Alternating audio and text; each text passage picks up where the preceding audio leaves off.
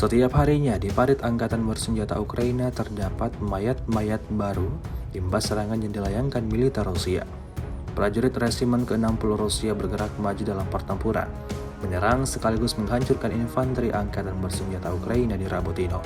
Rekamannya ramai beredar di media sosial Telegram pada Senin 19 Februari 2024. Sebelum menyerang, pesawat serang Rusia dari Divisi 42 didukung oleh operator drone serang melenyapkan musuh dan menyelamatkan nyawa infanteri Rusia. Tak ada celah bagi militer Rusia untuk melancarkan serangannya. Satu persatu tentara Ukraina yang terdeteksi menjadi sasaran empuk serangan drone Rusia, seperti yang terlihat dalam rekaman. Tidak diketahui pasti ada berapa jumlah korban jiwa dalam peristiwa ini. Hingga video ini beredar, beragam komentar dituliskan warganet.